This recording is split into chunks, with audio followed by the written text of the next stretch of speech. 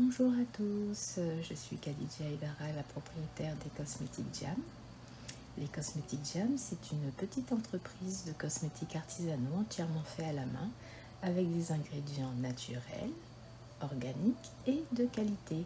Si vous êtes intéressé par nos produits, je vous invite à vous rendre sur notre boutique en ligne lescosmetiquesjam.com ou encore notre boutique Etsy, les Cosmétiques Jam. Alors, aujourd'hui, nous allons parler de quoi? Nous allons parler des tensioactifs. Parce que c'est un sujet qui a fait beaucoup parler de lui ces dernières années, mais je pense qu'il y a encore un petit peu de confusion. En effet, quand je parle avec certaines de mes clientes en service personnalisé, je leur explique un peu ce que je mets dans leurs produits. Dès que je dis le mot tensioactif, c'est genre, il y a toujours une petite réaction, une petite inquiétude. Alors, ce qui ressort le plus souvent, c'est mais les tensioactifs, c'est des détergents? Est-ce que c'est des détergents? Est-ce que c'est ce qu'on retrouve dans des produits un peu décapants? Bon, ça c'est un questionnement, c'est une inquiétude qui se pose et que j'ai pu observer. J'entends aussi, mais on m'a dit que les tensioactifs c'était très dangereux, on en met même dans certains gels douche industriels et shampoings. Je suis pas convaincue, moi je préfère des choses fait main, je préfère me laver avec des savons naturels, enfin des savons faits main, biologiques. Bon. Oui, c'est vrai que les savons artisanaux sont des produits d'excellente qualité, mais j'ai l'impression qu'il y a beaucoup de confusion parce que à l'inverse, il m'arrive d'avoir des clientes qui me disent les savons c'est trop agressif, je préfère utiliser un savon sans savon ou alors un gel douche. Donc j'ai vraiment l'impression qu'il y a un peu de confusion. Donc je vais essayer de débroussailler tout ça. Si ça vous intéresse, restez en ligne et profitez-en pour vous abonner à ma chaîne, activer la petite horloge et puis me mettre un petit pouce en l'air pour m'encourager. Merci d'avance. Donc, les tensioactifs. C'est quoi et ça fait quoi et pourquoi est-ce qu'on en a si peur? Alors, les tensioactifs sont composés de molécules dites amphiphiles. C'est quoi une molécule amphiphiles? C'est une molécule qui a une partie hydrophile, qui aime l'eau et qui va être attirée par tout ce qui est à base d'eau, toutes les phases aqueuses. Hydro veut dire eau et phile veut dire aimer. Et elle a une queue hydrophobe qui n'aime pas l'eau. Hydrophobe n'aime pas. Et qui va être attirée par tout ce qui est gras, donc des phases lipidiques.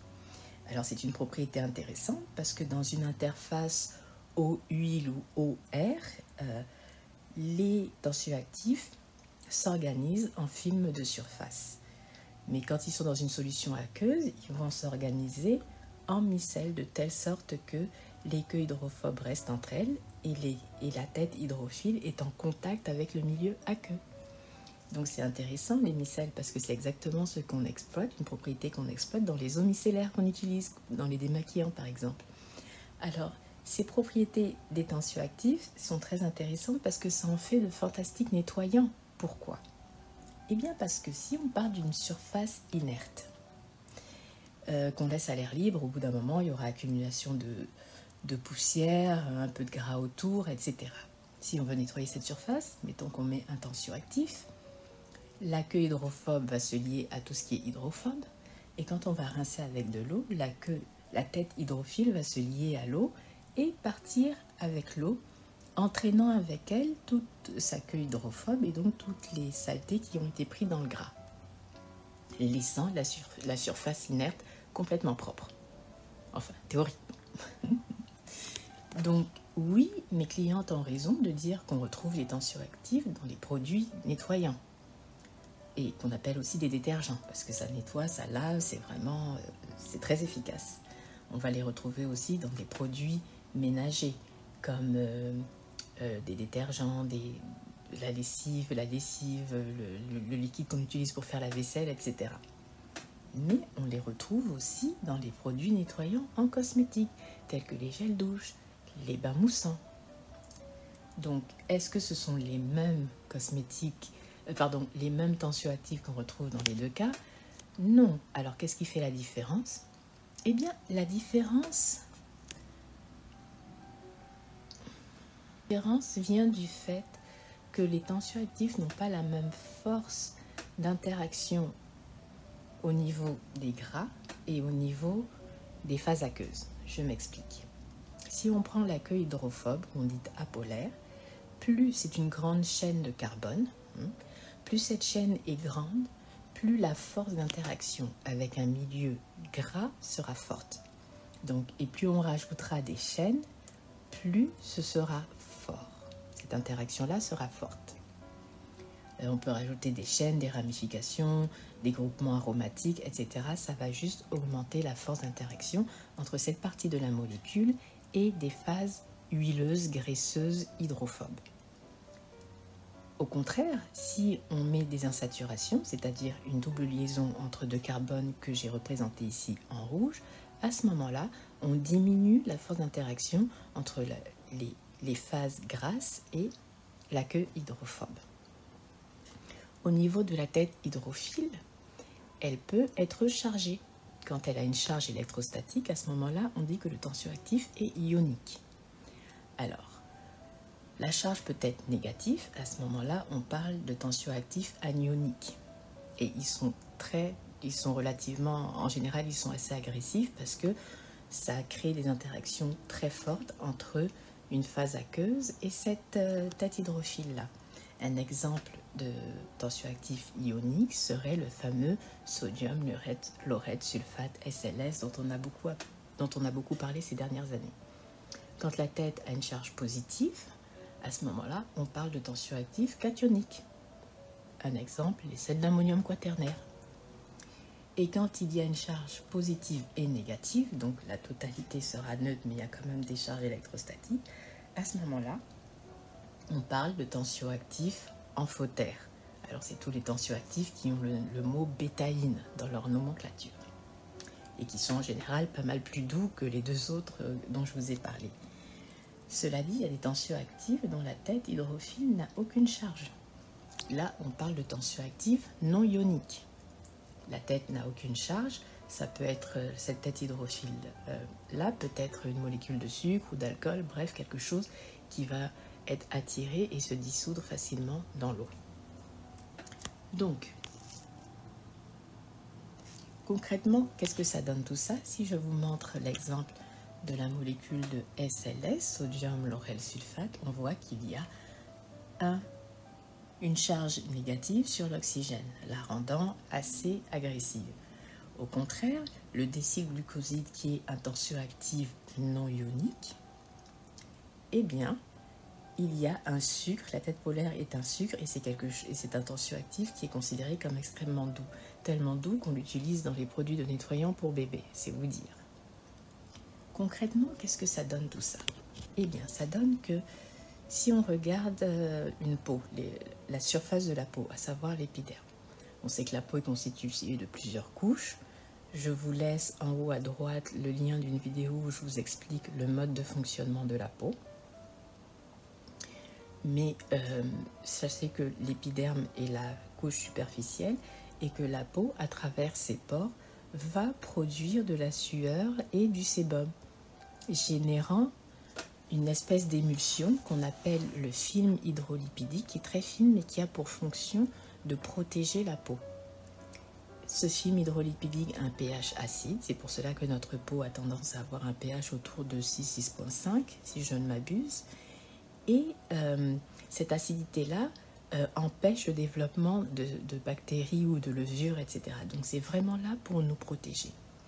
Mais si on utilise sur notre peau un tensioactif ionique, anionique, assez fort, assez agressif, il va se lier fortement au gras du film hydrolipidique, il va se lier fortement à l'eau du film hydrolipidique, il peut même aller se lier aux premières couches des cornéocytes de l'épiderme et partir au moment du rinçage avec tout ça. Ce qui va générer une peau sèche, susceptible d'être irritée, des tiraillements, etc. Donc la peau ne sera agressée. Au contraire, si on utilise un tensioactif doux, non ionique, à ce moment-là, oui, on va avoir une forme d'agression parce que ça va partir avec un peu le film hydrolipidique, etc. Mais elle sera moins grande. Alors sachez que tout produit nettoyant, aussi doux qu'il soit, va quand même générer une petite agression sur la peau. C'est pour cela qu'on met des lotions après. Bon. Pour relipider un petit peu la peau. Mais il faut toujours choisir un tensioactif qui sera assez doux pour vous, selon votre type de peau. Donc pour le cas des savons. Pour faire un savon, il faut procéder à une réaction chimique qui s'appelle la saponification, qui consiste à mélanger du gras avec quelque chose de très basique, en général de la soude, et le résultat de cette réaction va donner de la glycérine et des molécules de savon. Chimiquement, ça ressemble à ça. Ça fait un peu peur, mais c'est pas si compliqué que ça. C'est une jolie représentation de la saponification que j'ai trouvée sur le site internet de Olab. C'est très joli, donc je le leur ai volé carrément. Et donc, on voit ici qu'ils mettent que c'est de la triglycéride qui réagit avec une base. Ils ont mis l'exemple de l'hydroxyde de sodium qui va donner du glycérol, qui est le nom chimique de la glycérine, et un sel d'acide gras, et des sels d'acide gras. Bon. Les triglycérides, ce sont des gras, c'est ce qui compose la majorité des gras, que ce soit un gras végétal, animal, 90 à 95% des gras sont des triglycérides. Bon, la base, on met du sodium d'hydroxyde, on aurait pu mettre du sodium, de l'hydroxyde de potassium par exemple. Et ça donne des savons plus mous. On a du glycérol et on a des sels d'acide gras. Alors vous voyez, je l'encadre ici en rouge, ce sel d'acide gras là, il y en a 3. Le R que vous voyez à gauche, en fait, c'est une façon en chimie de représenter des chaînes de carbone. Donc on peut imaginer qu'il y a une longue chaîne de carbone qui est liée à un carbone, évidemment, qui est lui-même lié à un oxygène, et Na qui est le sodium. Quand cette molécule va dans l'eau, le sodium s'en va. Donc on se retrouve avec la chaîne de carbone et un groupement à la fin de cette chaîne-là qui a un O négatif, qui est chargé négativement. Et ça, c'est la représentation parfaite de quoi? De tensioactif. La molécule de savon est un sel d'acide gras et c'est un tensioactif, même un tensioactif ionique. Alors, je vais faire un petit peu de place ici pour vous expliquer le cas des savons artisanaux.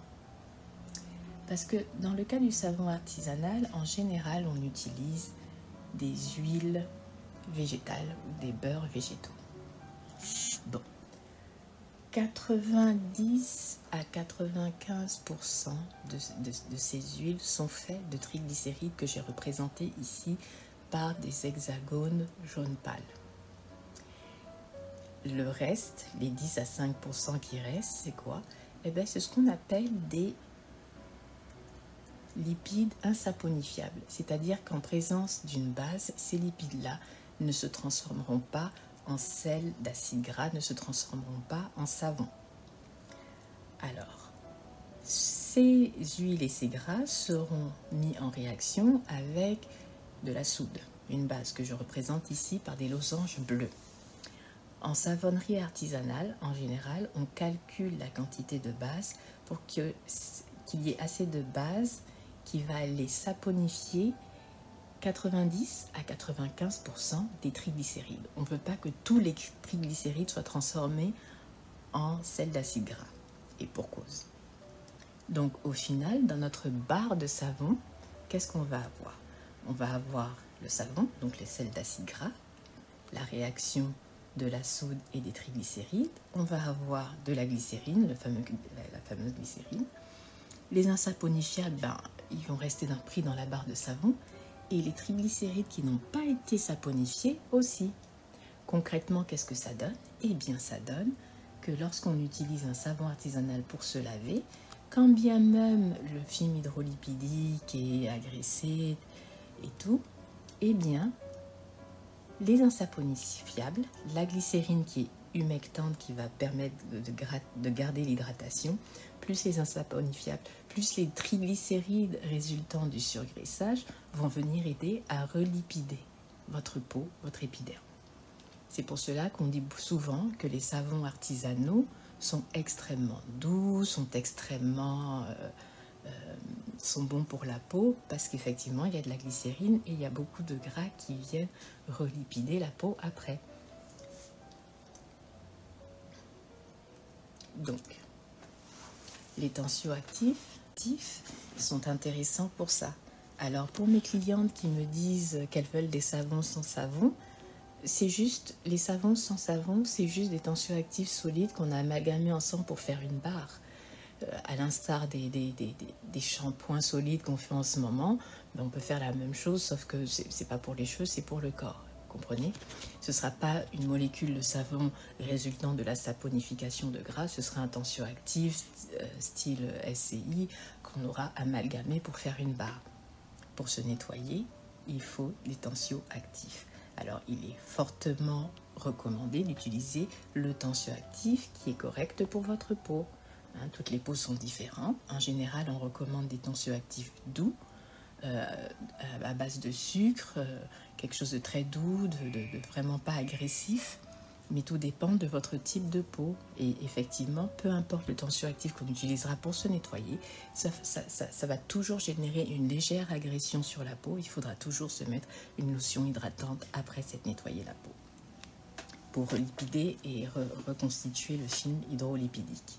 Mais les tensioactifs ne servent pas seulement à nettoyer. Ils ont d'autres fonctions aussi en cosmétique. Par exemple, on peut s'en servir comme agent moussant. Parce que quand les tensioactifs sont dans une interface air-eau telle que représentée ici, on voit que la tête hydrophile est dans l'eau et puis la queue hydrophobe est dans l'air. Et bien, quand on agite tout ça, qu'est-ce qui se passe? Eh bien, les tensioactifs vont emprisonner un film d'eau. Ils vont emprisonner un film d'eau d'un côté et de l'autre, et c'est ça qui va former la bulle de mousse. Donc, il y aura de l'air en haut, il y aura de l'air à l'intérieur de la bulle, où se trouveront les queues hydrophobes. Les queues hydrophiles seront sur la petite pellicule d'eau, et c'est ça qui forme la mousse. Alors, il y a des tensioactifs qui sont des agents émulsifiants. Alors bien sûr, ce ne sont pas des tensioactifs très forts, hein, à ce niveau-là, ils sont assez faibles, mais les agents émulsifiants, qu'est-ce que c'est? C'est quelque chose qui va permettre de stabiliser les émulsions au gras. Alors, c'est quoi une émulsion au gras? Quand vous prenez vos lotions corporelles ou vos laits capillaires, vous voyez, en général, c'est un peu laiteux, c'est crémeux, etc. Et si vous regardez les ingrédients, le premier ingrédient, ce sera à quoi? De l'eau. Et si vous continuez à regarder la liste d'ingrédients, vous verrez qu'il y a des huiles, du beurre de karité, de l'huile d'olive, de l'huile de jojoba. Or, l'eau et le gras ne se mélangent pas. Comment on est arrivé à avoir ce composé crémeux, cette lotion qu'on s'applique sur la peau qui est très homogène finalement? Eh bien, on y arrive grâce aux tensioactifs qui ont des composantes émulsifiantes, c'est-à-dire qu'ils vont permettre à l'eau et au gras de se lier, et quand on mélange tout ça, eh bien, on arrive à avoir une émulsion, c'est-à-dire un mélange qui ne va pas se défaire, à l'instar de... Vous savez, quand vous faites une vinaigrette pour la salade, vous mélangez le vinaigre, l'huile, un peu de sel, etc. Vous mélangez, ça émulsionne bien, mais si vous laissez poser, au bout d'un moment, l'huile remonte à la surface et le vinaigre va en bas.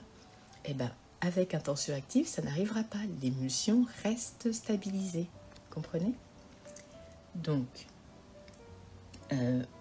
les tensioactifs sont aussi utilisés comme agents conditionnants parce qu'ils ont, certains d'entre eux peuvent avoir une certaine réaction avec la kératine qui va lisser par exemple la fibre capillaire, etc. Donc ça, c'est une chimie un peu plus complexe, je vous en ferai grâce pour aujourd'hui. Je pense que j'ai fait le tour de la question par rapport aux tensioactifs. J'espère que ça éclaircit certaines choses. J'espère que plus personne n'aura peur des tensioactifs. Donc oui, il faut être prudent. Il faut regarder la liste des ingrédients pour s'assurer que si votre produit cosmétique que vous utilisez comporte des tensioactifs, que ce soit un tensioactif tout à fait correcte pour vos besoins corporels. Je vous mettrai dans la barre de description un lien d'un site qui s'appelle INCI Beauty, parce que des fois on voit les noms des ingrédients, puis on n'a aucune idée de ce que c'est, puis on n'a pas envie de faire des recherches. Mais si vous allez sur ce site-là, vous mettez le nom de l'ingrédient que vous voyez et ils vont vous dire ce que c'est exactement, quel type de tensioactif c'est, pas seulement les tensioactifs, pour tous les ingrédients, ils vont vous dire est-ce que c'est accepté en bio, en cosmétique bio, est-ce que c'est bien, ils ont tout un référentiel pour vous dire exactement à quel produit vous avez affaire, si c'est recommandé pour la peau ou pas. Donc comme ça, vous pourrez faire vos choix de manière un peu plus éclairée. Donc voilà, c'est ce que j'avais à vous dire sur les tensioactifs. J'espère que ce n'était pas une vidéo trop rébarbative, il y avait un petit peu de chimie dedans, mais je pense que j'ai essayé de le vulgariser le plus possible. Et ben écoutez, c'est tout pour aujourd'hui. Et puis la prochaine fois que vous verrez un petit produit moussant, ben, vous penserez tensioactif, comme ici où vous me voyez mettre une bombe de bain dans l'eau. Donc elle est effervescente, mais il y a des petites bulles, ça mousse. Dû à quoi? Tensioactif. Donc j'espère que vous avez aimé cette vidéo. N'oubliez pas de vous abonner, d'activer la petite alarme et mettez-moi un petit like si vous avez aimé. Mettez-moi en commentaire ce que vous en pensez. Et puis si vous avez des questions aussi, posez-les-moi en commentaire. Ça va me faire super plaisir de répondre et de communiquer et d'échanger avec vous. Alors je vous dis à très bientôt. Au revoir.